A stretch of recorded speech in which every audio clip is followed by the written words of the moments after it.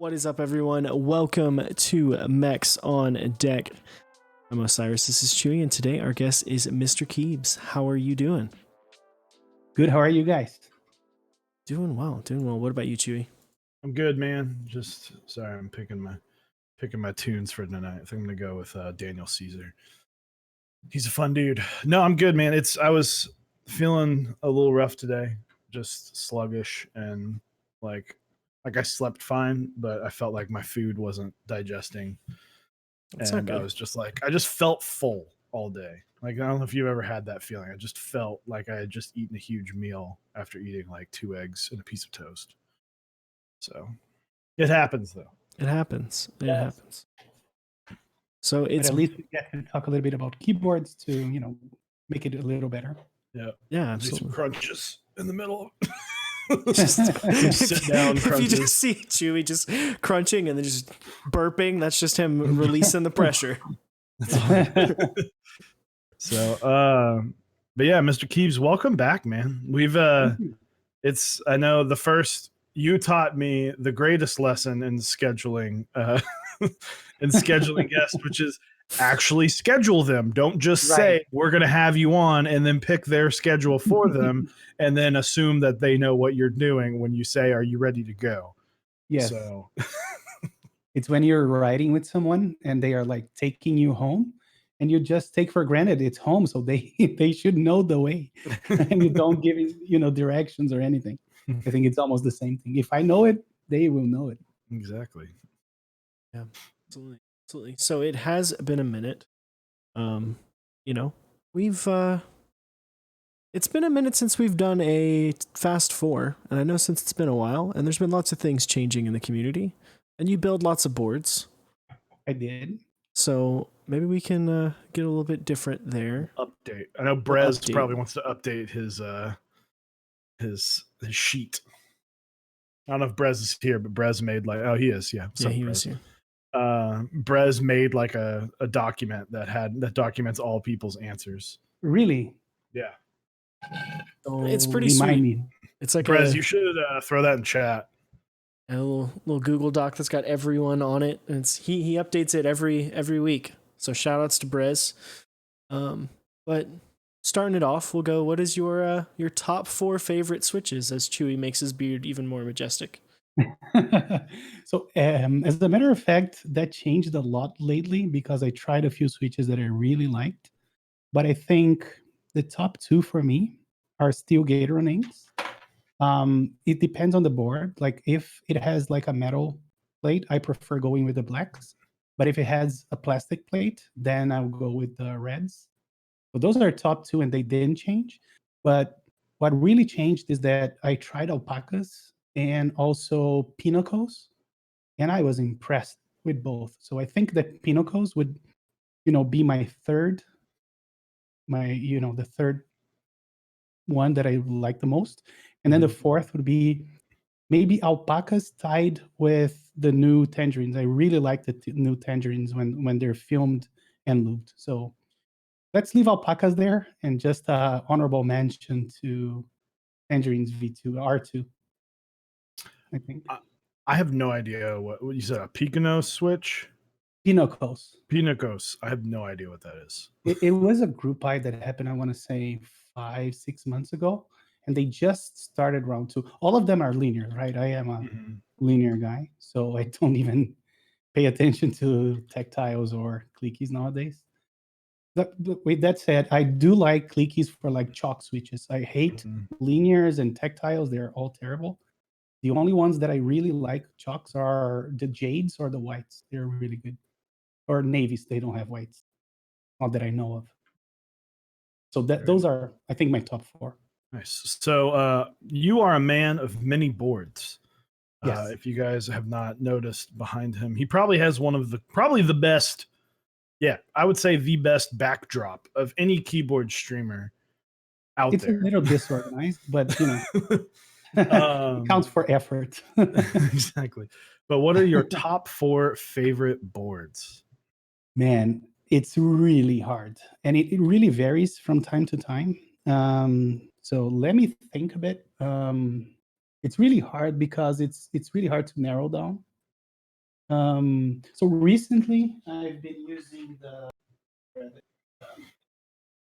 Let me see if I can do this. Yes, I can. So this is the Satisfaction 75. I really like this board, the way it sounds, the way it feels, and the looks of it. Like it's an amazing board, right? So that would be there. I don't know if on top or not, but it's one of them. And now let me look back and try to. That is really hard. Take I'm some on inventory. I'm on this phase where I'm liking, more 60%. So I'm not into TKL. TKL is a lot, even though I have the number one that I really like. I'm not gonna count that. Another board that blew my mind in terms of sound is this board right here, which is the Honeyboard 60. I didn't pay a lot of attention to this board when it first came out, but it has such a deep sound, and I don't know if you guys can. It's crazy, like it's so good. So let's see, and instead of doing like my top, I'm gonna talk about the ones that impressed me recently, if that's okay. Yeah, that's fine. That's fine. Go back to my face so I can take a look. Yeah, I have another one that I really like. Let me grab. And for this one, I need two hands.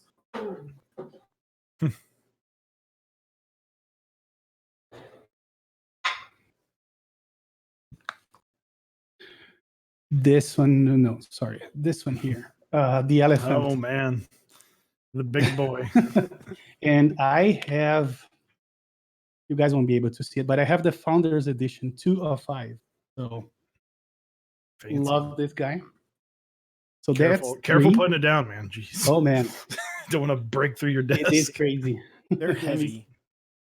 It's super heavy. I don't remember now, but I think it's like 6 kilos or something. Good lord. And What a wall to look at. let me see what I can grab here.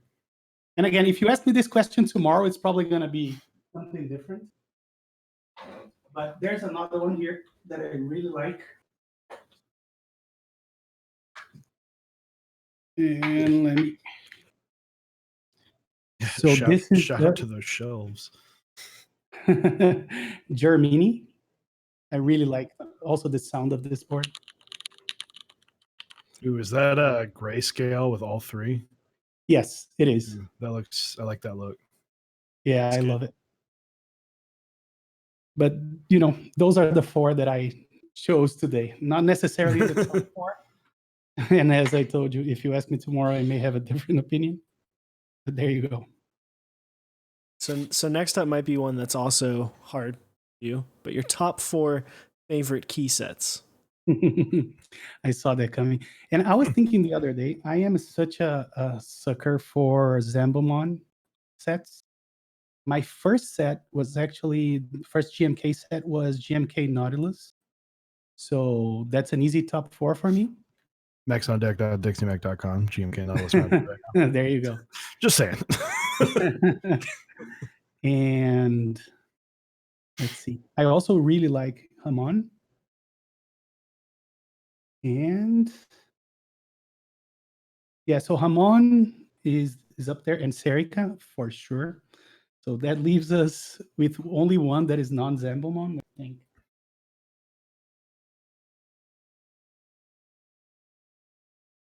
No, yeah, Gondo. Sorry, man. Most people don't say SA. Yeah. Yeah. So I think camping is up there for me as well. I really like camping. Hell yeah. I like SA campings on Gondo as well. If I could get my hands on some SA camping, I definitely would. That would be ideal. Yep. Ideal. I know there's like issues of whether or not they're going to run it because they said, oh, we'll only run it once. Right. And then it's, I hope it comes out in cat. I would buy a cat set. If it was in camping, a camping cat set would be. Cat now. Like, I don't own a cat set, but that would be my first one. If they were like, I have been using the Cat Alpha like recently. Mm-hmm. Man, it's such a nice profile. Yeah, I Yeah, like my first impression was kind of meh, but like at the end of the day, if you lean over a table and type on something for 10 seconds, that's not going to give you a full Not at all. feel of how it actually Yes. is going to transfer. Plus, like I'm already worried because I know like I have Godspeed SA coming in, and that's probably for many of us a set that was like the unobtainable set Oh, when you yeah. got into the hobby. It's such a great looking set. And I'm like, I try and make sure all my boards are for gaming as well. Like I can do everything. And I'm like, it's going to be so hard to game on SA. it's just so high. Yeah. It is. And So- I got, I have one board right now, maybe two that has SA, and it's a very unique board. Let me show you. I think it's worth it. I managed to get, I don't know how many they did, but I got the minute it came out. This is the Pebble, but it's not the regular Pebble that gamer guy did. It's an HHKB Pebble that I managed to buy on KBD Fans. Oh, when it yeah. I remember that. Yeah, and this has SA Leviathan, and I am really impressed. So I'm liking SA again. I had, like, when I started on the hobby, as you said, I was all about SA. And then I got tired of it and I sold all my SA sets, including Godspeed. And now I'm liking it again. So it's interesting. Yeah. And then last but not least, being a man from Brazil, this should be more fun than the usual suspects of just pizza and fried chicken. What are your top 4 favorite foods? Okay, that's going to be very Pizza and fried chicken. no, because I do have this very, I want to say childish / American taste. So I love burgers, number one for me, like no question. Then it would be like maybe Italian food in general, especially like 4 cheese, something like 4 cheese pasta. I love cheese in general. So I feel like almost before Italian, I would put cheese in general. I love cheese. I'm all about cheese. And so the third would be Italian. And then a good Brazilian churrasco, which is our barbecue, is the fourth for sure. So I have the fast 4 pulled up from last time, and your number 1 last time was burgers, number 2 was Italian food, number 3 was Brazilian barbecue, and 4 was pizza. So you're pretty online with Yeah, I didn't remember that. with a couple months ago. Yeah, it's pretty funny. As well as your favorite board, the S7 Elephant, making appearances on both. Good. What else did I answer back then? TMO 50, the Sirius, and the Elegante, or elongate. Elongate, yeah. Elongate, not Elegante. That's my board right here. Mm-hmm. Sirius was I guess around that time that was definitely a hot board. Not that it's still not a hot board, but it was fresh. Yes. So you see how much things changed, but the elephant stayed up there, which is nice. I'm looking at mine right now, and I'm like, my Zelios have really dropped off for me though. I don't know why. Zelios have just kind of fallen off the map. But so today, MisterKeebs, for those who don't know, MisterKeebs is a fellow streamer, as well as obviously an amazing keyboard collector. So you guys should definitely go head over and check out his Twitch channel. He is not live right now, if you didn't figure that one out. But when do you stream? So I'm all over the place with stream schedule. I'm pretty bad at that. And I like it that way, to be honest, because for me, this is not something like to make money out of or anything like that. It's more like, you know what? I'm having a great day. I want to do keyboards. Then I go and I find some switches, I loop them, and I figure it out. But what I try to stick to is Tuesdays at around 6 p.m. Eastern. I like to do a build. Sorry about that. That's my notification coming through somehow. I'll see if I can disable that. We may get a few more of those. So sorry. And that just means people are following you. So yeah, thanks Mex on Deck crew for the follows. Thank you, MisterKeebs. Thank you for showing up. Absolutely, thank you guys. And So yeah, I'm all over the place. Usually, if you want to know when I stream, you either follow me like people is doing, or you can join my Discord, and it's on my Twitch. So if you're curious, I ping everybody there with like an hour ahead of time. But what again, the schedule that I try to abide to is Tuesdays at around 6 p.m. Eastern. But I do a lot of unboxings throughout the week. Like this week, for instance, I think I streamed every day so far, including today. You got time. Yeah, That's part. That's all we have right now. We do, yeah. Getting into bad habits of staying up way too late and waking up way too late. Trying to curve back. Right. See, I'm having the issue of I stay up till 2 and then I wake up at 8. And then I'll stay up till 2:30 and then I'll wake up at 7:45. And I'm like, no. I took a nap today though. Luckily. Pretty bad. You're bad at napping? Eric says nap is naps are for quitters. Naps are for quitters. No, that's the opposite. They're really good for you. I can't naps are for quitters, but this is a guy that can fall asleep at I'm gonna have a little fun. The other day, I am panic building a scene in OBS because I called. So if you have OBS open, which is what we use what you see is built in OBS. And when you have that on, Discord will automatically mute itself. And so I call him, and I call him, and I call him. And I'm like, maybe he's like sick, maybe he's like eating, maybe he's just in the other room.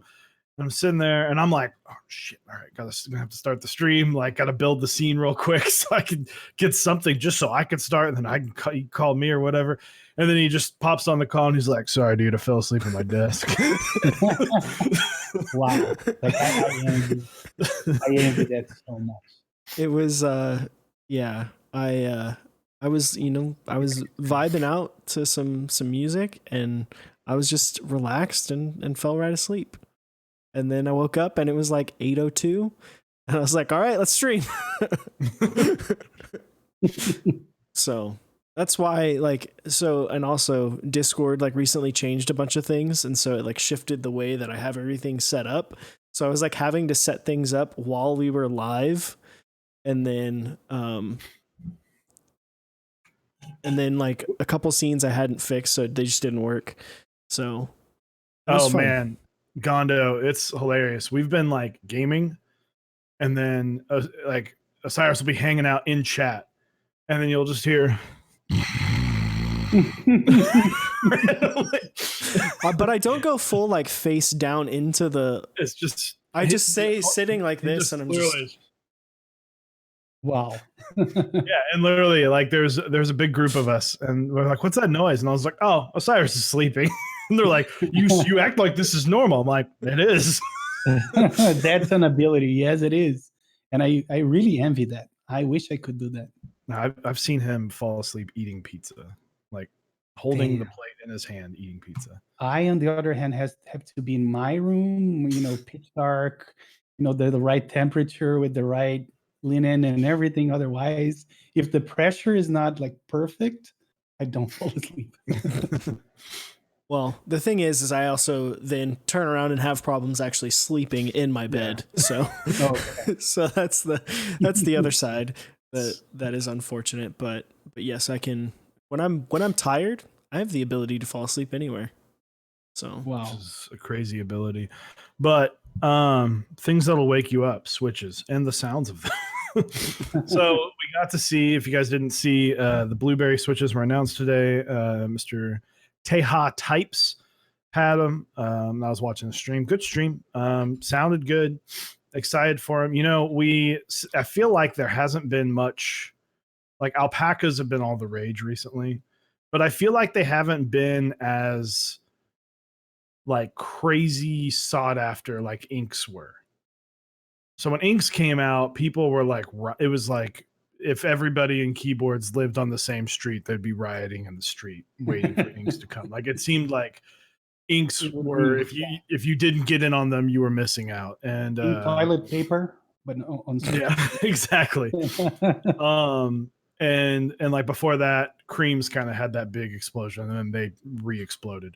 And then Holy Pandas kind of had that huge, like, oh, everybody's got to go get Holy Pandas now. So we're kind of like, I feel like alpacas have kind of scratched that surface, but there are a lot of switches. There are a lot of, I feel like there's a lot of these switches that are coming out that have hype. And I'm curious to know what you think. What are you most excited for coming out, or in the most recent things coming out?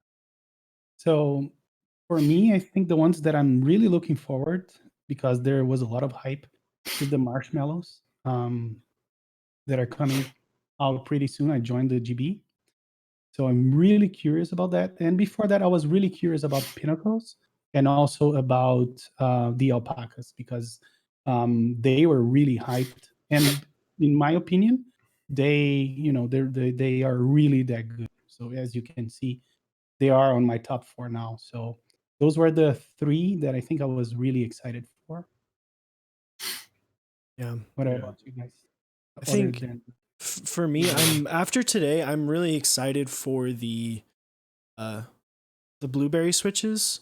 I'm not 100% sure if I'll love them, but I'm excited for the changes and like the uniqueness of them. I think we've seen Novel Keys do that a couple different times where they come out with a switch that's a little bit different, and then people end up kind of falling in love with it. Like if you remember when the Jades and the Navies first came out, the people were like, oh yeah, what the hell? I also think it's pretty unique in the fact that I don't know if you saw Nathan's stream earlier, but they're going to have an 80 or close to an 80 gram bottom out, which is a lot, which is pretty heavy for a stock switch. Yes. And having a really, really round bump, and at least even Nathan was saying it's a really, really big round bump, that excites me as well. Because I think that's kind of what a lot of people are looking for, is big round bump. Right, Chewy? Absolutely. Big round bump. Yeah, I mean that's the goal, right? Make the most tactile, but also keep it smooth. And so I'm excited for these because, you know, Who will be selling? Novel Keys. Novel Keys. Okay. So because it's basically it's a Novel Keys cream housing Oh, okay. with a new stem and a Nice. different spring. So, you know, I would love like I made Zycos. Yes. I would love if something came out and made me like them more than Zycos. Especially something I didn't have to make. Yeah. so that they wouldn't get damaged potentially, or just something like that. Yeah, that's why I love inks. Like before inks, I was using mostly retooled blacks, but I need to make a lot of changes, film and then mod. And then with inks, I just throw them and bag loop them, and they're good. So hopefully it's not. Let me tell you, I really got interested on that blueberry now. I didn't follow the announce because most of the times when I see tactile announcements, I just and I don't pay attention, which I should. But now I'm probably gonna get like 70 at least if I can. Being Novel Keys, I should be able to get. It's not gonna be crazy, and they probably gonna have a lot of stock. So you made me interested in that. So yeah, and they're really different in how the switch is done. It's meant to be actuates at the bottom of the bump rather than a little bit lower than that. It actuates at 3 millimeters, and then full bottom out is 4. So for everyone in chat who doesn't know what a blueberry is, they didn't see the announcement through the Novel Keys. It is as Chewy said, it's a cream housing with a new stem that is going to be a palm derivative of some sort. It's going to be mixed plastics with palm, and then it is going to have somewhere around a 75 to 80 gram bottom out. That's not 100% confirmed yet. But it's going to be a tactile switch with a very large round bump, 3 millimeter actuation, 4 millimeter bottom out. So pretty 65 switch, 65 cents a switch. I mean, that's for the enthusiast level of switches, it's pretty cheap. yep, that's a good Everything's point. related back to Zelios, which is $1 a switch. So if you can be cheaper than that, I think, that's about what inks are, I believe. 65, 75 cents a switch. Is there a release date? It looks like end of this month, early May. So it's right around the corner. Yeah, I'm excited. I hope 75 cents for ink. So yeah, so this is even cheaper. I'm really wanting something because I like the lilacs and I like having different. I know Cyrus and I talk about this all the time. Sometimes it feels weird building a board with the exact same switch and two different boards. Yeah. And I guess especially if it's like the same layout, it's like there's no point. And if I have a different board, oftentimes I want a completely different typing feel and typing experience. And we're working right now on releasing like just like a little Google form that just has what boards we have. And when I was making mine, I just like sent a picture to Osiris. And I was like, yeah, I really like different feels, right? And it's just Zyko, Holy Panda. And it's like 74, 78, 78 grams. So, I've got planned builds for more, a higher variety of switches, but I want more variety. I would love more variety. Yeah, and I think with linears, at least, we got to a point where we have so much variety, right? And if you count with the switches that you can mod and the switches that are stock, like inks and alpacas and panicos and all of that, I am just pleased about where we are in the hobby right now. We have so many choices. It's pretty cool, I think. Ooh, you pass. 10 gifted subs, man. Thank you. Thank you very much. Appreciate it. Holy crap, man. I got the third place Mech Madness desk mat right here on my desk right now because my Serica mat is outside drying from a light wash. But yeah. Yeah. So I also have some stuff coming from Opus that's supposed to be pretty nice. I think you guys got them. Mm-hmm. Oh yeah, it was funny. I enjoyed it. The actual Canon Keys desk mat, but it was fucking with my autofocus so bad. I had to change the settings because I was like, it's busy. It's like it's a repeat logo, and I was like, I had to literally go to be right back so I could work on my camera settings really quick. You don't. That's a 3D desk mat. That's why you didn't get it. You need special glasses for that. Exactly. Your camera's like, wait, I'd only see in 2D. I don't see 3D. This mat is too big brain. Your camera. And then I didn't want to get people sick of like, here, let me just mess with. Let me just jiggle this around. Yeah. So, but no. Thank you, UPass. But yeah, so those are, what I'm hearing or what I'm reading, I guess, is big bump, and then it kind of drops off at the end, and that's kind of what the Zyko wound up turning into. It's just all bump, and then it actuates right towards the bottom.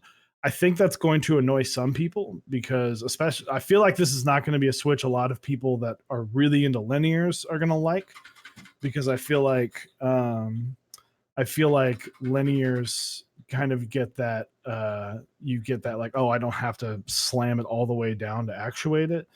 So I am curious to know how people who are more leaning towards linears will like this switch.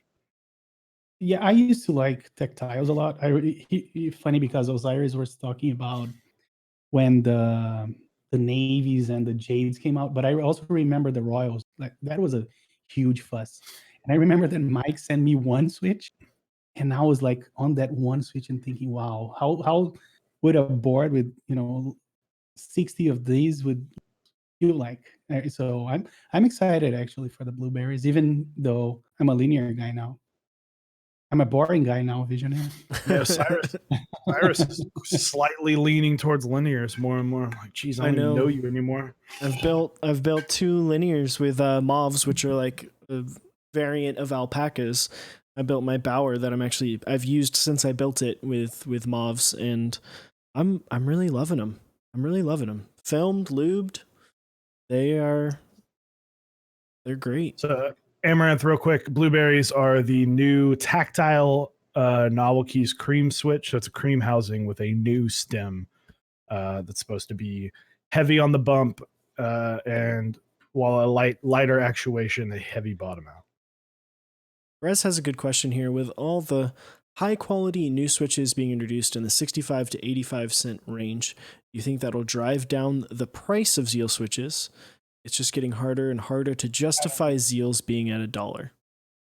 I don't think so. I think he positioned himself as a luxury switch, and I don't think he's going to change it. Like we've had a lot of contestants throughout the years, and he never changed the price the slightest. So I don't think it will be this time around that he's going to change it. I mean, it's going to take something that is as good as a Zeal V2. Because I mean, think about it. What's the biggest competition that it has for a good quality switch is a Holy Panda. Holy Pandas are, if you buy them all together, Holy Pandas are about the same price. Yeah. Maybe they might come out to 90 cents a switch, which he's, I don't think he's going to go down. And on top of that, he has the ability to go, like when people, Hugo Keys, thank you for the host. When people, if he goes and does a sale at like 90 cents or 80 cents, everyone goes and buys them. Yep. Because they're like, oh, that saves 20 cents. And he probably banks off of that kind of stuff. And that's just good business. So, yeah. And I think the other thing is that while you can argue that Zeals are expensive up front, they're arguably the switches that need the least amount of work. Yeah. From stock. Like you look at alpacas and lilacs, like Visionaries just saying like lilacs are as good as V2 Zeal. The thing is that for a lilac to reach that same performance, it needs a film and lube. Whereas V2s, yes, they do benefit from lube, but films aren't as needed. I wouldn't say it's a necessity like it is almost with a lilac. Like a lot of these, the Duroc switches, I feel like you really need to put films in them for them to be good. Yeah. Like they're okay switches, but they're really good switches when you film them. And same thing with Holy Pandas. Holy Pandas are not as smooth as Zeals from the get-go. They're probably never going to be either. I think, that does speak something to say that, I had a KVD 8X Mark II that I built with stock Zelios. And I built on a 24-hour stream. I know Eric tried it. I know our mod Rick tried it. Just stock, just buying Zelios and throwing them in a solid board. You're gonna have a great time. I have a feeling that the heavier Zelios, I think 72 or 78, yeah, they're really good stock. I used to have a board stock as well, right? The lighter ones, the lighter ones, I don't think. I think they need a little bit of lubing. I wouldn't know because I haven't bought anything below 78 grams in a hot minute. Yeah, but they're good stock. But I think that's what allows them to kind of like hold back and be like, well, we're still good in this way. I think once that kind of shuts down a little bit and that gap closes, like if say, Duroc or JWK, however you want to call them, comes out and says, hey, we've retooled our molds, now everything's tighter, everything's a little bit better, and you don't need the films, then it might put a little bit more pressure. Obviously, inks are putting a lot of pressure on the Telio end, but they don't really have as much pressure on tactile. Recently, I bought like 140 last time, and more than half is super scratchy, and it's not solved by lube or anything. So that was a big disappointment. Yeah, I tried the turquoise Telios, and I wasn't that impressed with them. Yeah. Compared to an ink, I thought they were not as good as an ink, and they were twice the price. Exactly. So I'm leaning towards inks more nowadays, and I don't think I'm gonna buy Helios ever again after that. Unfortunately, because I really wanted to like V2s. I think that might be the only side, but I mean, if you Telios, yes, they were the king for a while, but I mean, if you only after all of this, if you only think if you've only really lost one of your 4 switches, or so I guess, sorry, 9, because you've got all those, or 11, because you've got all those silent. I know most people still prefer the Roselios and the Helios, and so he's basically has the market. Yeah, He owns the market for silent switches. So he's never, I mean, and for a silent switch, I hate the sound of silent switches, but they feel great because it's just a Zelio. Yep, they're really good. And I still think that nobody. I don't know. I didn't try the silent inks. People say they're pretty good as well, but I did try all the silent switches from Zeal, and I love them all. They're really good. Yeah. So I have Zelios. We put up a video of a typing test of my my not Zelios, but Xylent V2s. And I think people were like, what the hell? Why does it sound so weird? And I'm like, it's just because the case of the Orange 75 is like, there's no gaps anywhere. It's like literally like metal, PCB, plate, switches, top. Like there's no space. You couldn't even put shelf liner in there if you wanted to. But it's just a loud board because of that. And I like the way that those feel, but I hate how they sound, at least in that board. And even the other ones, I can't do the silence. It's like is good, but then it's just like, yeah. Is it weird that I got exactly what you said? Yeah.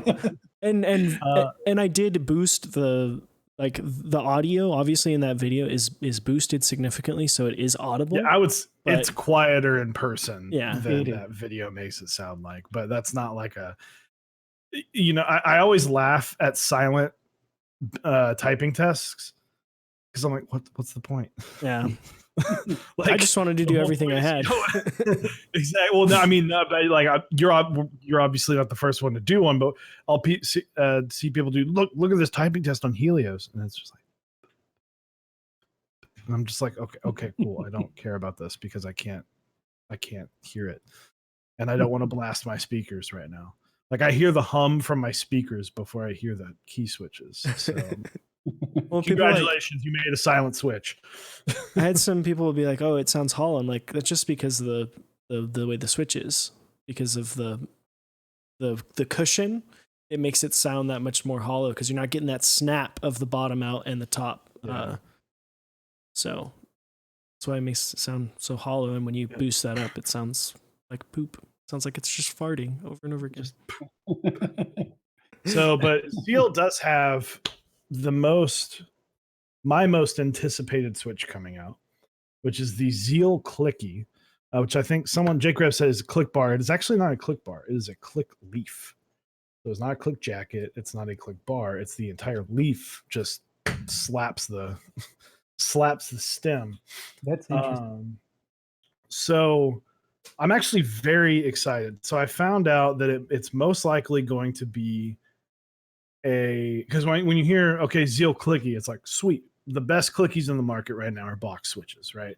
But box switches are borderline impossible to lube.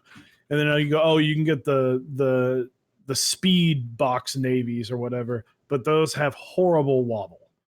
Like I remember I built a speed copper or speed bronze, whichever one was the clicky one, and it was so bad. I could literally like rock my caps lock key to touch the bottom of the board. It was terrible. So I'm like, okay, well now Zeal, known for making smooth switches, now and then you could lube the hell out of them. And then if this is clicky, what's great is,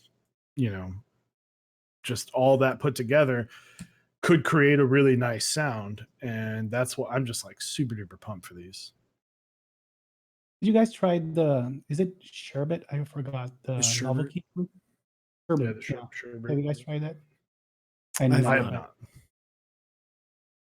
I haven't had a chance to. I know some people were liking them. I don't think people were like in love with it, but I think people were just like, yeah, they're good. It's kind of solid. About the same as like the box navies and jades but just Mhm. in a non-box oriented. Box pink's best. Yeah. Clicky switches kind of died with box switches and box Yeah. gate. It's just So it's so unfortunate, and I hope that the Zelio or Zeal, gosh, why are their names always so similar? Oh man, I almost said Zelio like 1,000 times. But with Zeal doing the clicky and doing it more of like the Alp style, it also brings me the hope that maybe one day we can do a tactile in the same form as the Alps. We can figure that all out, and we can get like a reincarnation of an Alps Brown. That's when I'm like, all right, we've reached peak MX land. And until we can type with 140 gram springs, it's where it's just like all bump, and you need that spring weight to reset it. Because I mean that's like my goal. I would love 100-gram spring and just make it even more tactile. Because the issue, You need tighter stems then, because otherwise the kickers are going to be flying.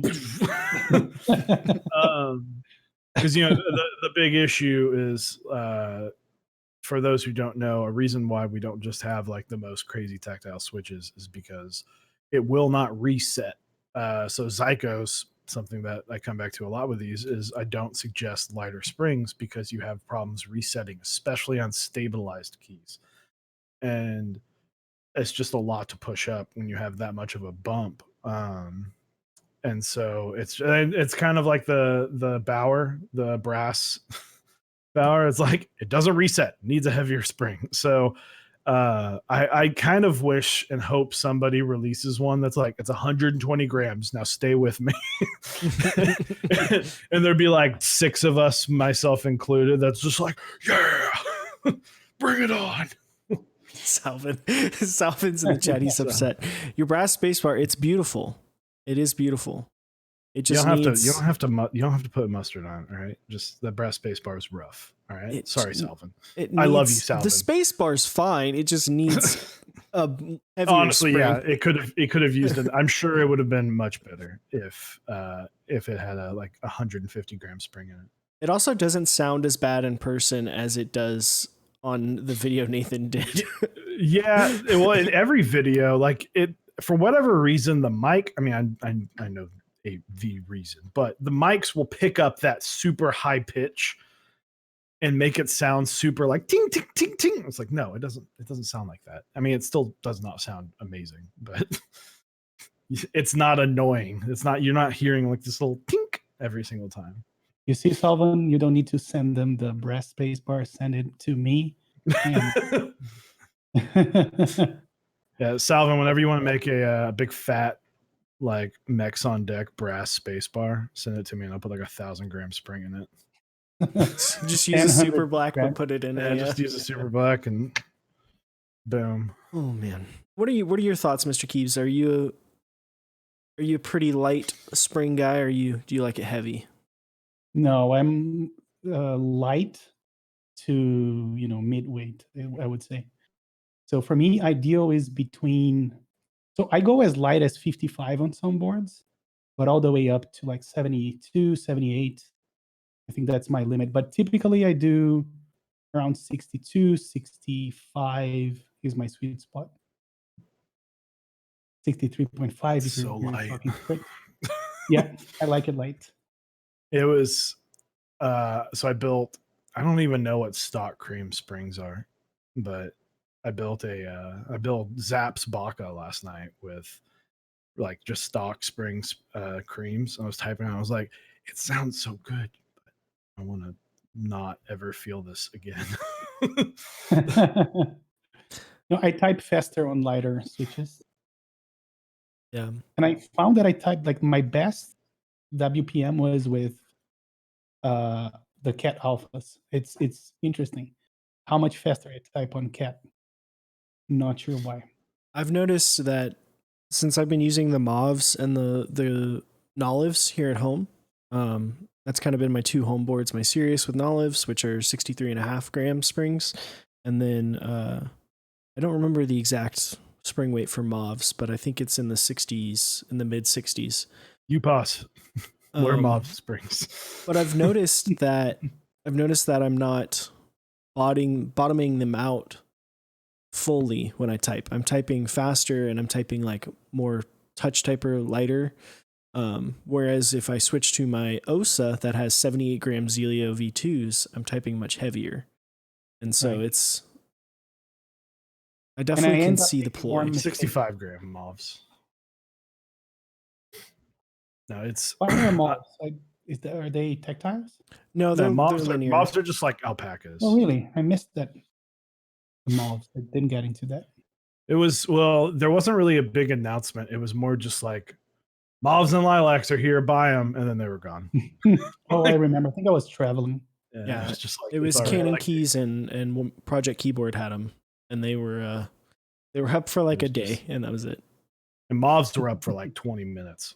No, Yeah, I but think the it's it is funny because whenever I type on linears, like 89 grams is the lowest I've gone so far, or 85. But I didn't even really like 80. I put 85 gram springs in the inks, and I was still like, this is too light. that's crazy. Do you I know like other to people punch. that I like to punch my keyboard. do you like other people that like those heavy? Because I don't know anyone that like 80 gram switches like you. You're pretty unique. You're a snowflake. There's like 4 of us. Really? Chewy's a really heavy typer, though. That's the other thing. Yeah. I think like it's I said, I like to punch it. Although, it's funny. My fastest is my 74 gram Holy Pandas. Yeah. And I think 74 grams for Holy Pandas, because I will go lighter for tactiles. I like to stay in the 74 to 78 gram range. Because these Holy Pandas, they're 78 grams. They're probably like 76 now because they've just been used so much that they're losing their strength, because I can tell that they're not as heavy as like my other 78 gram springs. But I have 74 gram Novel Keys springs, which is like, to me, like pinnacle Holy Panda weight. And then 78 gram Zycos, which those have to have that heavier. And so I'm just used to like having to push down a lot. And then I bought 80 gram cherry springs, and it didn't dawn on me until I bought 85 gram TX springs that cherry rates by actuation, not by bottom out. So I was actually using like 103 gram springs on my creams for a long time. And so that's like sweet spot for me. Man, I would like to try one of your springs. boards. It's fun. I've got a TKL coming in soon that I'm going to build with 89 gram creams. And I think that's going to be like, oof. They're very smooth. Like, that's the thing. When you have a heavier, you're putting that much pressure on it, it makes it really smooth. I almost want to try building one, at least modding like 60 pitches and putting it on a hot swap board. I think I might do that. Just to, Open relationship. Yeah, be backup for one day. Be Chewy for one day. Sean Francis Ryan, Esquire, or ESQ, who knows? Mex on Deck, can you compare Mauves and Alpacas? They are essentially the same switch. Similar. I don't know if they're exactly the same. I haven't felt both of them. Only had Mauve, had Alpaca. So, but yeah, I haven't tried mobs, so I don't know. Yeah, I don't know. I guess. So to me, linears, when I'm typing on, I prefer tactiles. So if I'm going to type on a linear, I'm going to want that resistance to be about the same. And since there's no bump, I now have to make up for resistance in the spring weight. So like I can't just slap 78 gram springs and linears and call it a day. I have to go even higher because you have to have that resistance against the bump. And so it's annoying because like I think Zelios are the only switch that I don't mod at all. where I don't take this spring. Like, so Zycos are made of 3 different switches. Holy Pandas, I have to get different springs for. Where do you get your springs from? I have been loving novelty springs. Novelties? I have been the 74 gram and the 89 gram have been my forte. I haven't tried anything lighter because there's no point. But and then TX makes good springs. I got TX 65 and 60 grams are really good, and I use the Novel Keys 98 grams for all my space bars. I do like my space bars heavier, so I have used them and they're really good. I don't even lube them; they're really good. Like for the one that I changed for the space bar, I never lube them. No need to lube them; they're excellent. Terracid says you should try Halo Clear Pandas. I have. They're actually, those springs are pretty solid. So if you want like a heavier thing, I just typically I have found those springs to be slightly more crunchy.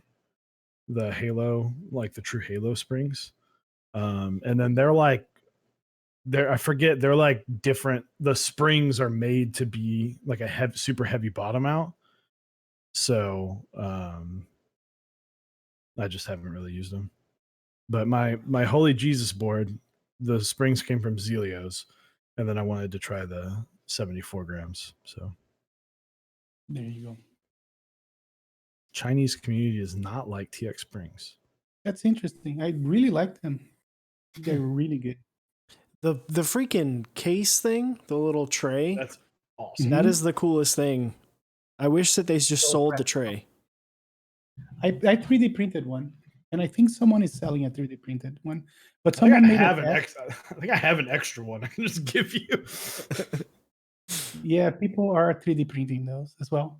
But I don't know if you saw that a guy mixed some pigment with the lube and put it on the top of the spring and then shook it. I don't know. And then it didn't go further down than the top. So only the top ring got lube with the pigment. But I think adding the pigment kind of defeats the purpose, especially if it's oil, because it's going to make it so much thicker and it's not going to spread. Because I looked at a microscope once with the TX tray and it was evenly spread out. So I don't know what to think. It's when you put it in, I've noticed the second you drop it in, like I would drop them and then wait.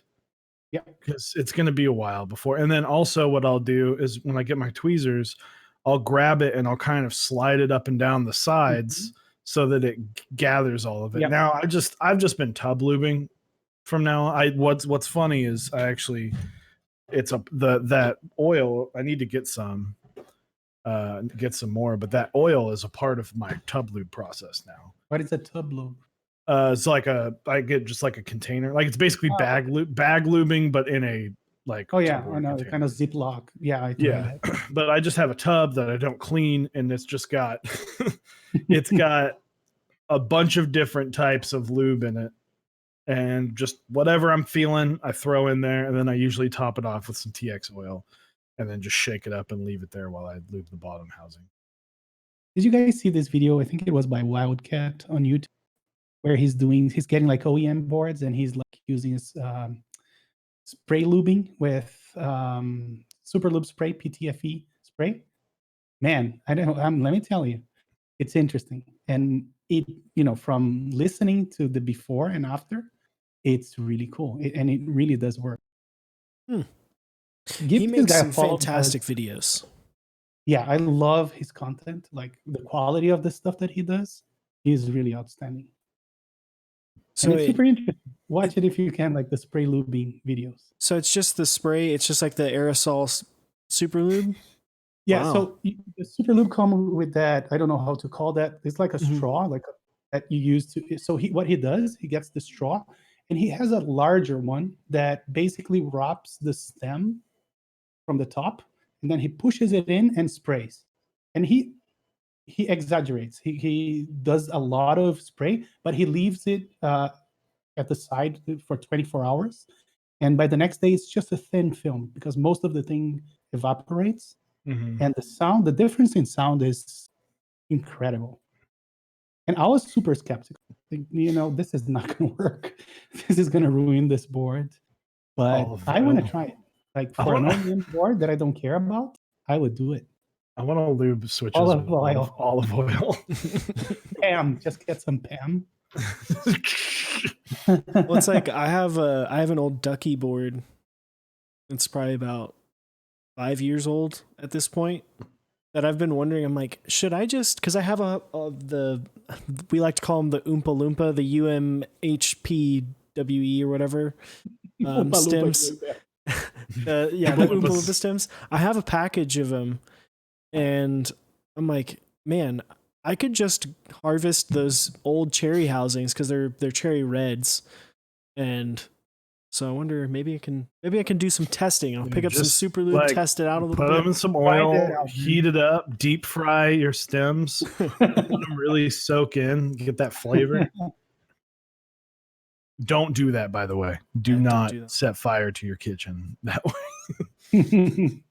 Oompa Like, Loompa but if you stems try are- that, I'll let me do it. know. I'll absolutely set fire to a pan for science. But I can't get super lubin spray here, and I'm thinking about getting some from there. So if you try it out, let me know, because I don't think I was about to get one of those generic PTFE sprays for like bikes, but I don't know if they are dielectric or dielectric, and I don't know if that would short my PCB and things like that. So I know for a fact that Superlube is dielectric. So See, I because think if that- I've used this. oh, I have the same one. I've used this on stems before. It works out really well. Like it actually, for how cheap this is, it does a great job of lubing switches. Yeah, I couldn't find mine. But it does a great job of lubing switches for how inexpensive it is. Like if you don't Yeah. want to buy, 205 or 3204, it works well. And they work even if you do have the other stuff for your springs. If you want to use that, that's perfect for springs as well. I've done that as well. Done that. Yep. Use that for springs. I mean, that's what it's made for. Like at the end of the day, it's made for lubing metal. Yep. So There you go. Yes. And I still haven't tried the Oompa Loompa stuff. I have a few here, but I am yet to try them. I've heard very mixed. I feel like some people try them and then just like can't stand them. They're like, oh, they're really wobbly, and then some people are like, this is the best linear I've ever had in my life, hands down. So I did some testing, like some blind testing, like with a few switches, and I must say that I didn't like them. But I never did a whole board. And one thing I learned in this hobby is that one switch versus a whole board is like completely different. Yep. You can't judge it by one switch. That's how I discovered that heavy springs were the way to go. Because I felt a 67 gram Zelio and I was like, I like that more. It's the most tactile. And then I built it, and then I threw a hot swap build together with 78s, and I was like, ooh, I like this more though. It's like super creamy. And I immediately desoldered my 67 gram springs or switches. I'm pretty sure those are the ones that are sitting in your TX. they are. They're in my TX60 still, which I don't even know where. Back there on the armrest, but yeah, I think for the UHM PWE, I think is the technical term for those, the Oompa Loompas stems. It's all about the housing. Like I know Jeff Leopard was saying earlier, it fits. They do well in like a cream housing because the cream housing's really, really tight already, and like the tolerances are really good on the cream housings. But if you put it in something that's maybe like a little bit looser, like some of the Zeal housings are a little bit looser, even some of the Gatorons, it's going to have a lot more wobble. So it does then benefit a lot from switch film, but I don't know. I think they're interesting. I think they're a little bit more overhyped than they should be though, especially with how good switches are regularly. Like they're just buying stems. Like that's the thing that sucks about it. They're buying stems. I bought mine 100% out of FOMO more than anything else because I was traveling as well when they opened and I missed it, and I saw that one up keyboards had another batch and I jumped at it and I didn't even use it yet. So 100% FOMO. Macanova, thank you for the 69 bits. Yeah, I think that's something in this hobby that's like I feel like that's just how everyone treats it, is you don't want to be the person that didn't get the best switch. Yeah. So like lilacs are great, mauves are great. They're good switches. They're not breaking records. They're not, people aren't losing their minds, but they were bought out like they were going to, because all it takes is a few different people to say this is the best switch, and suddenly now you are missing out on the best switch. Yeah. And that So that happens. I like to kind of analyze my feelings towards things like that, and I always like see that I'm buying this because I fear missing out 100%. And sometimes I say, no, I'm feeling this way, so I'm not gonna buy it, and I'm okay with that. But it almost never works. I end up either buying or feeling that I should have bought. Oh yeah, there is yeah, nothing rational about this hobby. I think the only ones we're definitely getting blueberries, or fingers crossed. There's a bunch of us from Dallas that are just ordering a crap ton. Yeah, it's like 400 or 500 switches by the end of it. But I think the Zeal clickies are the only ones that I'm like genuinely like, I will be really pissed off if I am not one of the first people getting them in the mail. Because just a lot of stuff doesn't, especially like a lot of the hype switches right now, they're all linears. I'm like, I don't care. It's smooth. Congratulations. You made a switch that goes down and comes back up. Like, I love creams. I was really excited. I pre-ordered creams whenever they first came out. I pre-ordered a bunch, and that's kind of been my go-to linear forever, because they're the only ones I think that sound as good as like a Holy Panda. But no, it's been I think inks were the last time I really felt it. And I remember I messaged Osiris and I was like, I'm getting inks. Do you want some? And he didn't respond. And then like 20 minutes later, he responded. And I was like, well, they're sold out. I have to wait. Like, yeah. He was like in a meeting or something. I don't think I You're either wanted in a them meeting anyway. or you. So. But yeah, no, there's a huge fear of missing out, and there's a huge like whenever someone comes up with a new switch or a new way to lube a switch or to do something to a switch, like films, right? That's right now is a huge thing. Like, TX can't keep them in stock. There's other companies that sell them, but it's like you can never have enough films. That's why when I found somewhere that had them in stock, I was like, buying 1,000. You're talking about me, like literally just received maybe 1,000 TX, because last time I was like, maybe I only had like 2 or 3 packets left, and that's like 3 boards, 4 boards, and I said, no, I can't run out. And the thing that makes it worse for me is that for me, it's not like I'm ordering it and 2 days after I'm gonna be getting them. It takes 2 days to get to my proxy, and then 2 to 3 weeks till I get them. So it's really hard. Hoarding keep stuff like toilet paper. Hey, dude, it came in handy. I think I had 200 Holy Pandas just sitting in a box, and then it ended up working out. I was able to donate some for a build Chewy needed to get done, and then help out our buddy Rick finish up a build. So, and I still have enough to do 2 full builds. So, what would you hoard if the world was falling down? Peanut butter. Peanut butter. Keebs. God. Keebs. Keebs, dude. You need a heavy, blunt object. Yeah. I mean, you can use as a weapon. The elephant 7. God. Is the best. At what point does the weight become counterproductive? And then I you think no it is longer very can. Like, I am genuinely. We talked about that Macanova. We were talking about that. So Osiris's OSA, the first one, was like all super duper jacked up, and they had to remake it. And so there's this extra OSA that's like unusable. And we were talking about like taking it to a gun range and seeing like how how bad gunshots would take to a keyboard. Man, you need to either make a video out of that or stream that live. That's priceless. Only Texas keyboard streamers would be able to figure that out.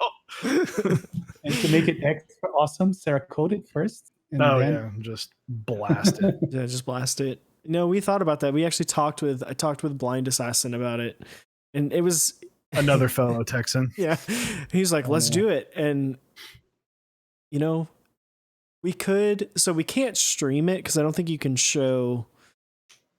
Like you can't hold a weapon have guns on stream and shoot them. But we could totally film it and make a YouTube video about it. Because I think it's okay. FPS Russia was a thing, and they had lots of guns. Yeah, and flamethrowers. Instagram. I don't know. That might be against you. Discord. I know you stream it on Discord. Absolutely stream it on Discord. But the YouTube video would be fun. It would be fun. Yeah, it would be a lot of fun. Because we know, I want to see like Nathan Alpha Man. If you're in chat, what's up, dude? But Nathan has talked about how because there's worry about, will that board, the Evolve, will that hold up? And he was like, I'm going to drive over it with a car. And unfortunately, it doesn't look like we will be able to do that for at least, we weren't going to be able to do that in June KeyCon. Hopefully KeyCon still happens in September. But we were wanting to film like someone driving over that keyboard just because it either makes it and it's fantastic, or it just completely destroys the board. And that would also be like getting to film his reaction to like, hey, here's your baby that just got driven over by a car, which I understand that's sad to laugh at, but let's be real, that would be really funny. Oh yeah. I remember when the iPhones first came out, like there were so many videos of people either destroying iPhones. It would be the same kind of. No, well, it's like the guy in like whenever the iPhone 6 came out, and the guy in Australia, they're like, "You're the first person in Australia to get an iPhone 6," and he was like, "Yeah, look at it." He opens the box and it just falls, and it shatters on the ground. Imagine. Yeah. All I know is like I'm sitting here thinking of like that video. I'm like, if we did that, we'd have to let the entire community know that we would clickbait the hell out of that title. Oh yeah. Like, absolutely. $20,000 keyboard. Yeah, $10,000 keyboard destroyed by a car. Mutilated. So Milburgo asks, do you think keycaps in terms of cost to produce, etc., are fairly priced right now in the $120 range? I have no idea how much keycaps cost. I have never run a group buy, so that's not something that most people should know unless it's really just kind of for vendors' eyes only. But 120, I mean, they're $120. They're anywhere between 100 to 150. Like, at the end of the day, that's what the price is. It used to be a little bit more, but due to conversion rates and just working with the community more, it's been nice being able to pick up sets for. Yeah, I bought Finicky grain today for $95, and I was like, hell yeah. That and cat is a little cheaper as well, which is always good. They're pretty nice. The thing is, we did any of those reverse dice sub came out yet? I don't think so, right? We only had Cat Alpha so far. No, I think Cat Milkshake should be soon. Yeah, Milkshake and Eternal. No, but I mean, right now we don't have any other sets, right? I just wonder if they're going to be good quality. Hopefully they are. That's why I've kind of been holding out on buying. But I've seen Cat. Maybe you guys saw that as well. Mignos. I don't know if that's. Yeah, Mignos. Cat Arctic. Mm-hmm. That looks really good. And just for reference, as far as like keycap pricing going down over the past couple of years, Olivia Round 1 was a $140 group buy initially. Yeah. And it just ran Olivia Plus Plus. Yes, it did cut down a few keys, but it dropped down $30 to 110. So realistically, you could get a base kit and some sort of a extension kit and spend the same, or maybe just like a little bit more money and get more keys than you would with the initial base kit. So it's definitely coming down. I don't because it's never been like so low. Keycaps have always been more expensive than they are right now. So it always seems fair. Like right now seems great. Yeah, I'm like living the dream. Like I bought camping for $235, and that was from Kono. That was extras, but that was from Kono, shipped and I everything. did the same. I bought the extras from Kono from that price. Which still, I need to go back and find them. Someone posted it on Reddit. And it was like, by the way, camping extras are up, and I owe that person so much. Not camping, but like something different. But yeah, so like, and then camping just ran, and you didn't get as much because they priced out the kits differently. But like the fact that you can get so many different things now for so much cheaper is fantastic. Like I bought Modern Dolch for like $145. Yeah. I think it's what Huey named the post MOQ world. Yeah, post MOQ era. Era, yeah. So it's good because we are, producing more keycaps per round, and that brings the prices down. That's good. So it's like Osiris says, there are no more interest checks. It's just hype checks.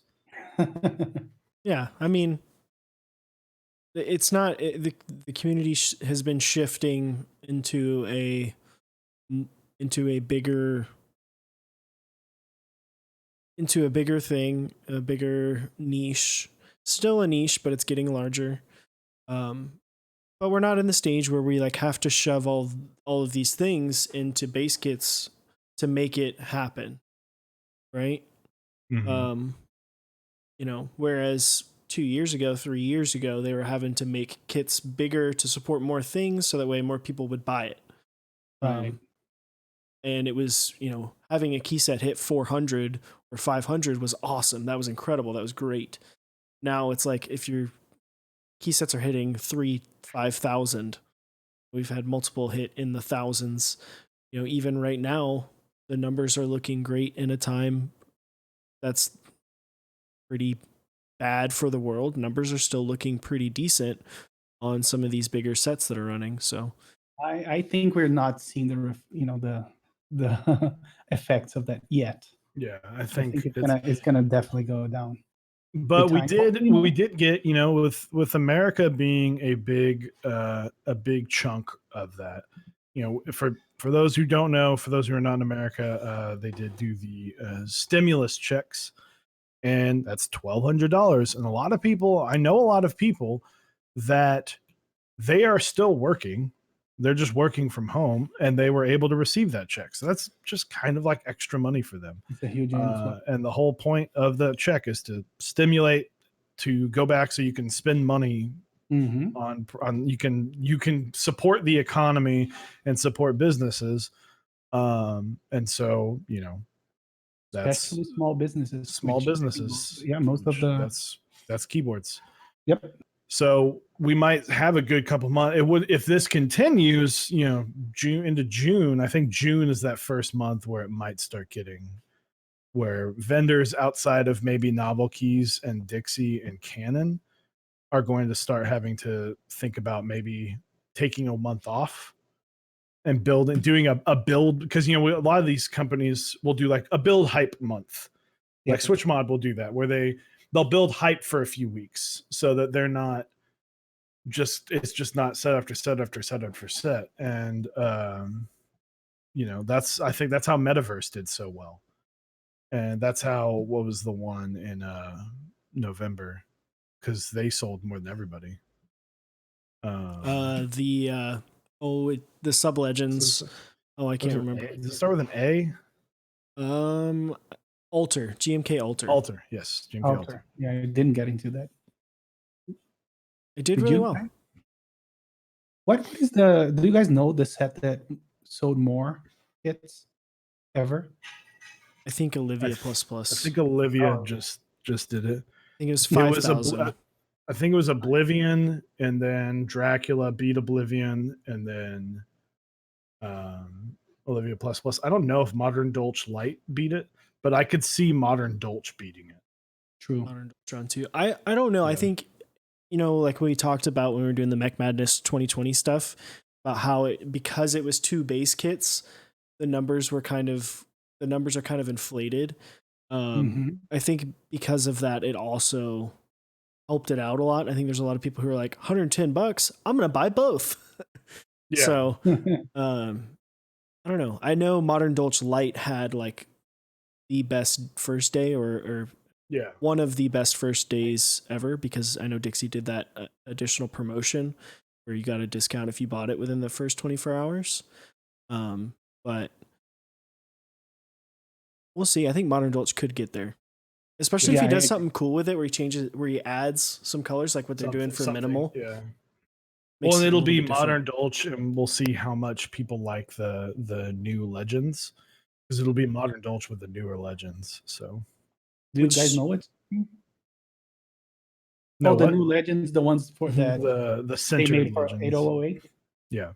Okay. Yeah. Did you get 8008? Have you I received? did, but I still didn't receive it. Oh, okay. So right now, it's like taking way more time for me to. Yeah. I'm not here yet. Yeah, because the Arctic Fox was asking thoughts on the new GMK packaging, the new GMK boxes. I don't know if you'd seen that at all. I haven't. Only on streams. Yeah. Yeah, I got mine. It's one of those things, it's a great idea. I think they just need to spend a little bit more time working on it. There's a couple things of like the top and the bottom need to attach together somehow. The top cover needs to attach into it somehow to keep the keys from rattling around, because what happens is the top tray keys get all jumbled up. The bottom tray is pretty much fine, but that top piece, it's like literally just a piece of cardboard. They made that a little bit more dense and thicker, and it didn't wobble around and was seated in better. I think it would really help out. Also, if they're going to leave it the same way, just literally shrink wrap the entire inner piece instead of the outer piece. Just shrink wrap the inner piece and then put the band roll on top of it. Do you think they're gonna iterate on that? I think they will, because of how many people were upset about it. And because vendors were very vocal about being like, hey, this is not okay. Okay. And any of the fixes are maybe not cheaper great. to fix it since it's not molds like plastic molds. Yeah, I think it'll be easy to fix. Because it's an easier iteration. This is what I think about it. So don't Oh care. man, That should Don't just like go it. It's Ziploc going bag. straight to a Ziploc bag. all day. Like if you look at my drawers here, it's full of Ziplocs. I don't I keep don't all like the- it looks great. It looks nice, but like I don't like having to do that, and then it takes so much effort if I need like one key. Yeah. I'll And then just you press it one wrong and it goes through the tray. I'm Yeah. talking about the old ones. Oh my god, no. It's a nightmare. Yeah, the the old tray is rough. These I will try it, but I probably am not. You know gonna what I get hate the most? When you're putting it back and then all of a sudden one of those pins is up. it. And you Rips the it box. bumps on the band roll. backbone or whatever that is. Man, that drives me crazy. Yeah, or you just you snap the little pins off of the legs, and then they don't go through. No. Yeah, I That's don't not- like the old ones at all, Just honestly. ship it to me. They look good, but they're terrible. Yeah, the thing And about shipping- people in chat are saying source the cherries from JTK. The thing is that's not what they're going for. They're going for a more environmentally friendly solution, whereas the JTK trays are like even less environmentally friendly than the thin plastic that they used before. Yeah. I will say the best part about the trays is it did make the unboxing nice. Mm-hmm. Because it shows the whole set and you slide it out, and it's that experience. And I feel like with the new ones, it kind of, especially if they're going to be jumbled up, it kind of takes away from that, like, ooh, fresh set. I can't think of the last time I got like a fresh keycap set. See, I guess it was probably 9s. I think about that, but I'm also at the same time like a set that's larger, like Olive. I got everything was packed to the brim in that deal, and then I had a fairly sizable add-on package, and I didn't buy any extra kits. I just bought the base kit. With the new trays, it can fit more keys, so that happens less.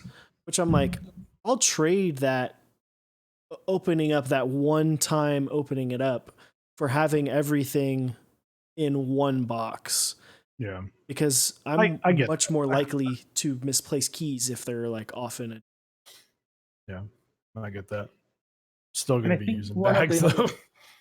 big things is how easier it is to ship, right? Because that thing, the shape of the O tray is just clumsy. I don't know. It's odd. Like even aftermarket, people would charge more for things on the tray because it's a pain in the ass to ship. Yep. Yeah. Yeah, and I've talked with a couple vendors about it. I know they're like, man, this sucks because we bought all these boxes to fit the old GMK trays. But yeah, it's less waste, right? Like the box that you're getting from your vendor can be smaller. You know, it's easy for USPS or whoever you're shipping from. It's easier for them. It's cheaper slightly for the vendor, but it's a lot easier. It's a huge block you can't stack 4 with you. It's not cheaper to ship though. It isn't. The boxes might be cheaper to buy. Yeah, Okay. I would assume it's the same. It's the same price to ship. But I think because the it's big deal based is on the weight, material. not volume. Yeah, But it's less cumbersome, isn't it? Like you can fit it on a flat rate package or something like that. Or no? Or am I? I'm sure it varies where you're shipping it to. Yeah, if you just get that medium-sized flat rate box, Just throw it in there. Ziploc bag, just send it to me, man. I respect the fact that the people that do art for the band roll, but man, I just like Ralphie from A Christmas Story on that movie when they're opening up presents and they're just like throwing stuff behind them. Like I'm just like, whatever, dude. No, I collect the trays. I have a good number of them, and I like them. If I get a chance, I'd like to get them with the tray. I think it adds a value. I do like that the new trays, like if you could basically, I think the idea with it is if you have a ton of key sets is to have basically take your band roll off and have like your band rolls in storage, and then you have all of your sets stacked up because they do stack together really well, which is nice. Whereas all of your old ones, they don't stack as well, and they're kind of awkward, right? Like because they're so long, it's kind of awkward to find somewhere to put them. Whereas these being more of a square, it makes it a little bit easier in my opinion. But I totally agree. They are really hard to store.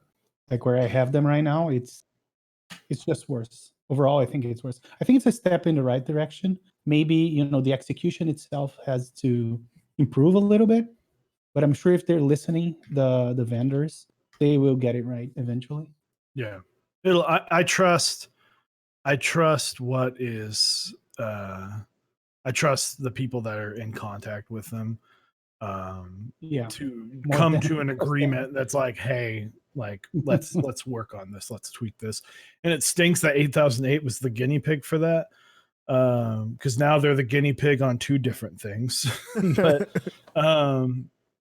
but I am, I know there's pros and cons. People don't like change because it's, oh, now I've got this and it's different from everything else. And we talked about this a few weeks ago when we did the unboxing, that I kind of wish you could buy, like they should sell those, or maybe do a group buy of the actual cases with just like blank band roll, so that if you want to store them all the same way, people can go, oh, I'll buy that and then I'll slap it on the front and then I can just like label it. And then now I can store them all evenly. Because I know a big reason that people are upset is that now they have to 8008s next to all these other sets that are in a different packaging. Yeah. Well, and because like what you said, Chewy, the other thing that's cool about it is that you couldn't do with the old one is realistically if you had a set, like say you were just like, screw it, not doing any child kits, everything comes with a base is going to be $200. And it was giant. You could realistically put 3. Mm-hmm. You'd have 3 stacks, and then it would just be there and you'd be set. Whereas you couldn't really do that with the old trays. Then you'd have a bunch of those little child kits, which the child kit things are not bad. These things, got one here. They're not awful. Once you open it, but once you open it, it's done. Throw them in the trash. Yeah. What I do like about these though, and this is just one of those like, oh, wouldn't it be dope? Is if like you walk into a closet. And on like the right side, you have all your keyboards and like nice TX bag cases and labeled. And then on the right, you have like a bookshelf because those kind of look like you can just go up and grab it off the shelf like a bookshelf and like, today I'm going to do this and this. And like it would look really cool. And I'm sure someone's going to have that picture, in like 6 to 8 months once a bunch of sets come out with these boxes where it's like, look at my bookshelf. And I'm like, that's going to look awesome. And I'm excited to see pictures of that. Yeah, I think that adds value, to be honest. You can do that with the current trays. Mm-hmm. So, but if you guys have any questions for us or Mr. Keebs, feel free to throw it in chat. So, but yeah, I'm, if they fix the shipping stuff, but once again, I'll probably just give all the stuff to Eric and then he can give it to Osiris. And it's like he can start cycling in his older sets into those and just paint the band roll. Yeah, right. Just spray paint the band roll. What boards are you looking for? Are there anything that you're really excited about coming up? Well, I just joined the Prophet today. I think the mounting is really interesting. The mounting technology that they did with the pins, I think it can be nice. The other one, for the same reason, is the thermal. I think it should be coming out pretty soon. That's a really interesting board with the leaf spring and whatnot. And the one that I'm like most interested about is Jay's board. What's the name of that maglev board? Oh, the Lodestone. That I think that's gonna be crazy. Like in a good or in a bad way, I don't but I think I'm really interested on that one. Yeah. And I know last time you were here, you were talking about your board. Where are you at with that? Is that With my board? Yeah. So my board finally, like funny you ask, just today, I received PCBs from Gondo, and I'm gonna make 2 builds, one in aluminum, polycarbonate. And if all that goes well, it's IC and then GB. And it's gonna run on Canon keys too. Nice. Did I say that wrong? Yeah. Is it Project Canon keys or Project Keyboard? No, Canon keys. I was like, I know it's one of them. Or is it? No, it's Project Keyboards. Man, I always mix them up. No, it's Project Keyboard. Man, one day. Yeah, we'll figure it out. Oh my God. 159's going to be mad. Josh's going to be mad. No, I know that would happen eventually. Hey. It's okay. Let me show the PCBs because otherwise Gondo is going to have a...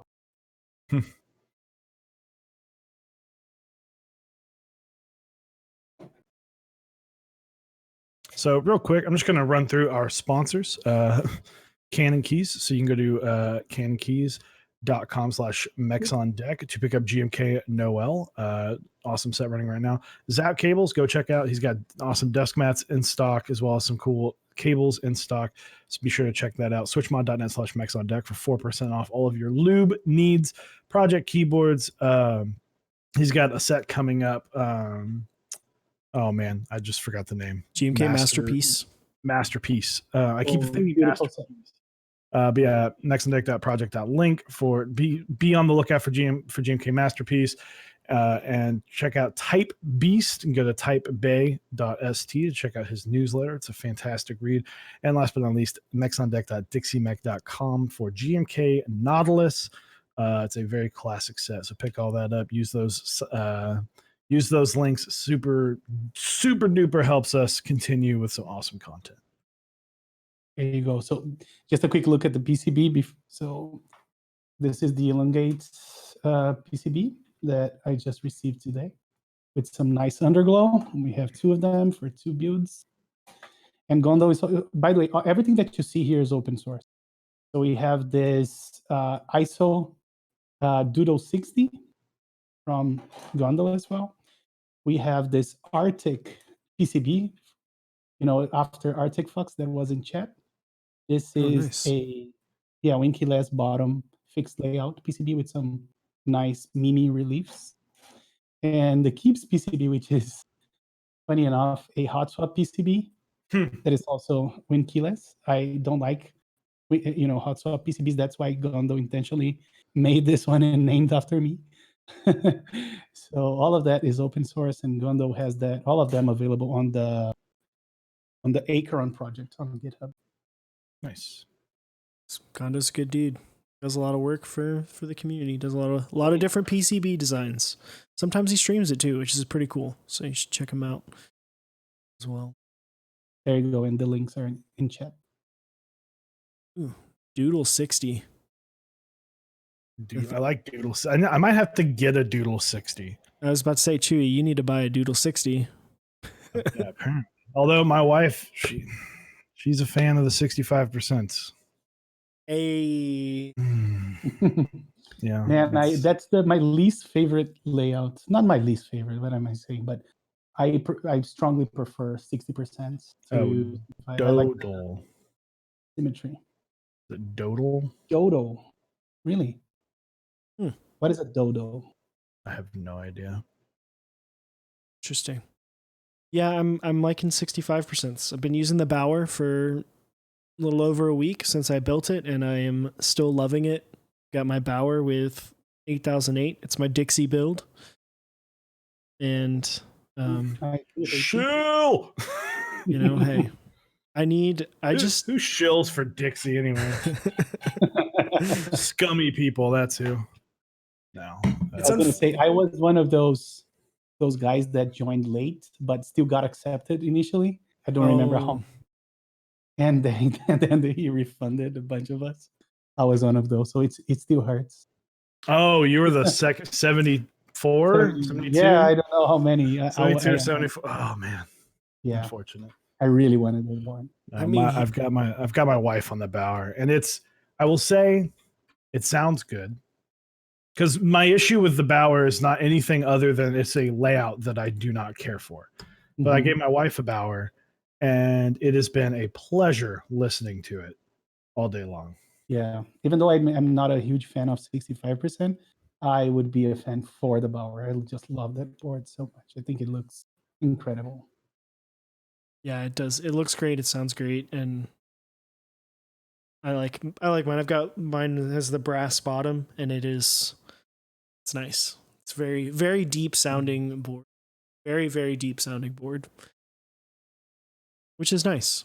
Church of Zykos. Thank you, Cartoon91. I need to make a shirt. I really need to make a Church of Zykos shirt. So go gay for Bower. That makes 2 of us. I want to say Dixie's hanging out with BT Aesthetics right now. Yeah, he is. Yeah. I just want to send him.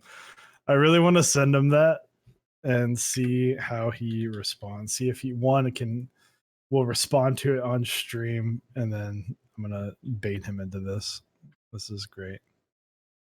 No, I mean it's a fantastic board, and it has me thinking that that mounting style is while it's a little loose and goofy and hard to get in the perfect spot, once you get it in the perfect spot, it's beautiful. It sounds truly really, really good. So Let's change subjects. I don't want to talk about power anymore. You're gonna make him sad. Make him sad. Yeah. I was thinking the other day, I was looking at stuff and I was like, man, what am I excited for that's coming up? And I think really there's two boards. The Lodestone, I'm excited for that as well. And then the Evolve. Well, wait, 3. Sorry. Iron 180, Evolve, and Lodestone. Those are the 3 that have been out. The Evolve is Nathan Alphaman's board, which is also Valkyrie. See, I'm not as excited for the Valkyrie because I have the Sirius, and I don't necessarily need the additional row. Mm-hmm. But the Evolve is Nathan Alphaman's board that has the crazy back. I don't know if you saw it.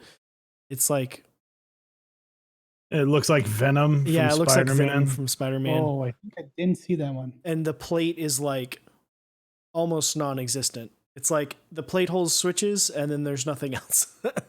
Really? Yeah, it's pretty crazy. It's a pretty crazy board. But well, there's another one that is actually like very techy, very weird, but I'm really interested on the. I don't remember the name of the board, but it's by those guys called Crazy Board. I think it's called Crazy Board. It's that big 75% with a lot of LEDs in the back. it's like a crazy. Oh, where it literally looks like a rave, like in your. Yeah, okay, I know what you're talking about. Cyberboard, yeah. Cyberboard, yeah, not crazy. Cyberboard. It is a crazy board, but the name is Cyberboard. That one. I wanted to buy that. I like boards like that are. That is just an extra board. I think one that I would love that I missed out on is, and I'm pretty sure Osiris probably feels the same way, is the Grid 600 with that LED strip on the top. I'm like, man, if I could get my if I could get my hands on one of those, like that black with GMK white on black and like the rainbow strip, to me is just like, that is a clean build. It is. I have. What's the name of that very oh my god, I forgot the name of the set. Phantom, GMK Phantom. I have GMK Phantom. Really like it. Yeah, the Grid 600 is a board that not a lot of people like. I think everyone knows of it because it was big because Brandon Frank P built one. But it wasn't super hype when it came out initially. But it was so versatile, and it was one of those boards that was like doing something so different for a 60% layout, which was really cool. Yeah, I think the module thing is pretty genius. That's the reason I bought it. I mean, at the end, it's a tray mount, but I think that all those different aspects of it makes it a very unique board. Yeah, and I think that was the reason that I opted against it. Is I was like, well, I don't want another tray mount board. Yeah, but now that and I'm hoping maybe there's another one. Maybe they revisit it at some point. I'm hoping more people take to the Mechanisk approach, where they make the 2 center poles removable, or basically optional. They are? Yes. Oh, damn. Well, then, shit. I just missed out. You can unscrew it. I don't use it on mine. Looking for Grid 600. So, yeah, you can take it out. That's awesome. And he came with this dampening thing as well.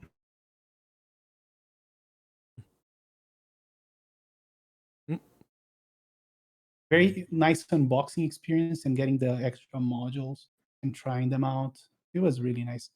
It also comes with an adapter. You can either use a USB-C or USB mini board, and they have different adapters. I think that's nice. Yeah, it's very nice. Different daughter boards for each. It's pretty nice. That's dope. Is it so I assume it's a what I never can think of the word of this. Oh my god. It has its own PCB. It's not standard. No, that's the clever part. So it has a huge forehead, right? So what they do is they do have a daughter board, but the end of the daughter board is not like a GST connector. It comes with 2 connectors. One for USB-C, so it's like an extender with a daughter board in the end for either USB-C or USB Mini. Oh, okay. That's It's really smart I way to guess do it. because if you It is. have the space for it, then you can just plug it in. Yep. Wow. It's pretty nice, actually. Proprietary. There it is. I always know it starts yeah. with a P.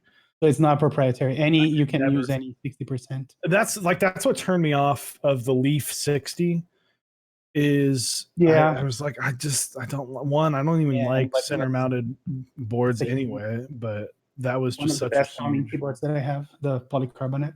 I just love it.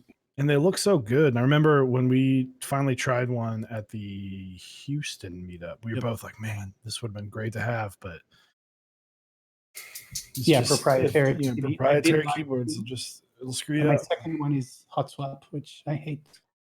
I should have gotten 2 regular ones. Yeah.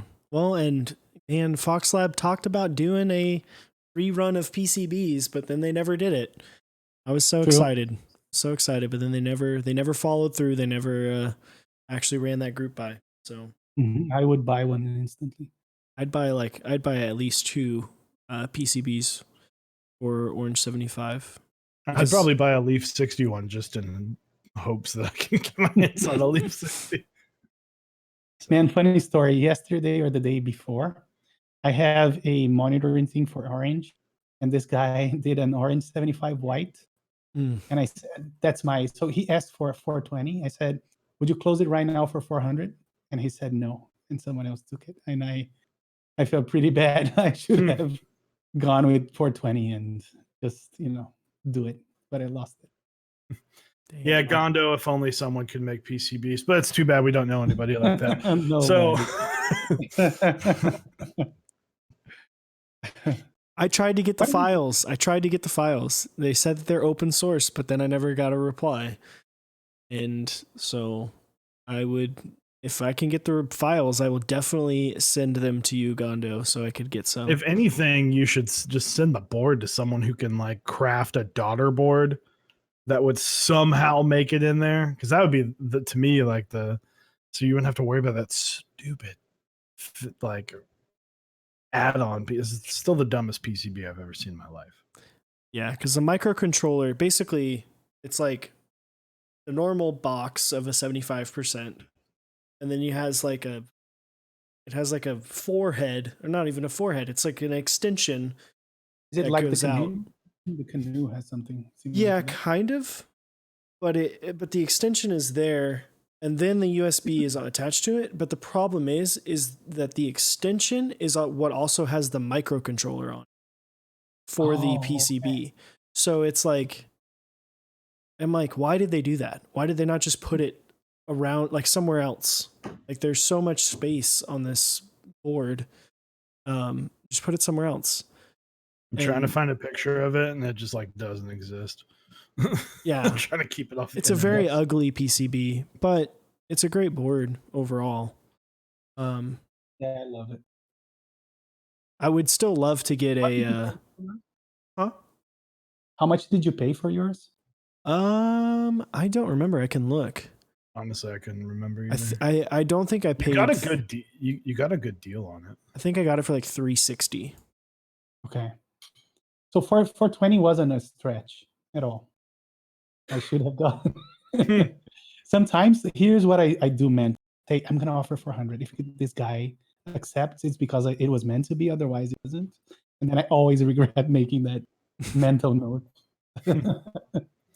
Hey, this FoxLab PCB reproduction application is still open. I know, if you look at it, throw your name in there. You'd see me. You see me on there a bunch of times. I'm trying to find it. I find exactly. The thing is that mine also had a. It also had. Trace? Well, no, it had aluminum. It didn't have brass. This one had brass. But I did a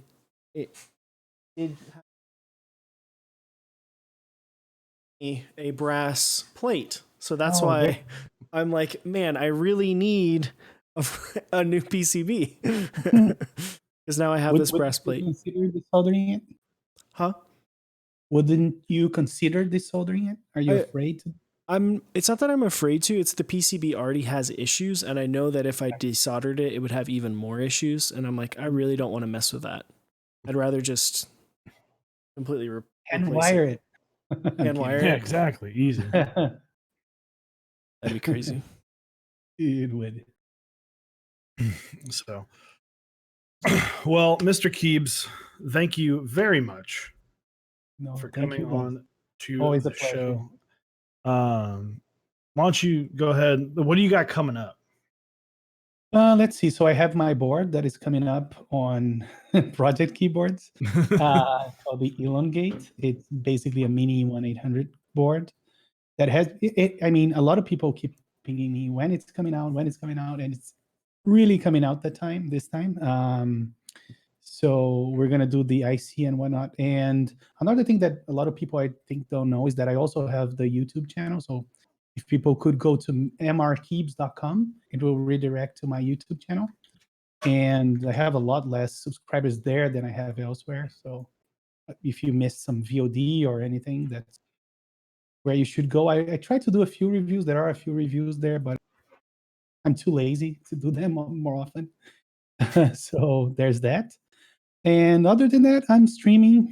That's really a hobby for me, because when I'm stressed out or work is too demanding, or something crazy happens, like this disease spreads throughout the world and you're because you need to stay home, that's my refugee. I don't know, my escape. So I try to do 3-4 times a week, mostly on Tuesdays at around 6, as I said, p.m. Eastern is when I do my builds. But other than that, the same as ever, like streaming, having fun, talking to people, sharing experiences. I think that's what makes me a little more sane. Yeah, totally feel you.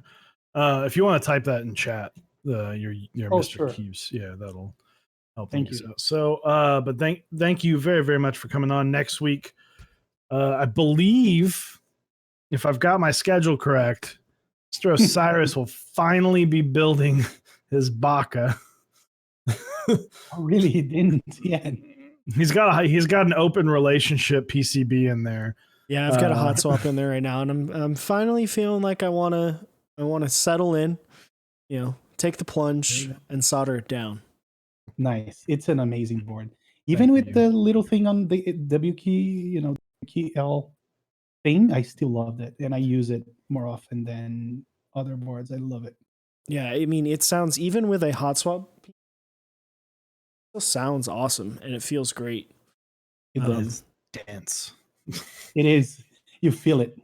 Yeah, it's dense. I handed it. So I had to fix 2 Zycos today on the Bower, and I was like, "Oh, here, just like we'll switch boards while I work on that," to my wife, and she was like, "Why is this so heavy? Like, why did you have to make this so heavy?" And I'm like, "I could have made it heavier, but shipping would have been like super duper expensive." So Make Nova, sorry, is asking, did you finish your PCB series with Gondo? No, I have not. Stopped at episode 3, and don't tell anyone, but I heard that we may do an episode tomorrow to pick it up again.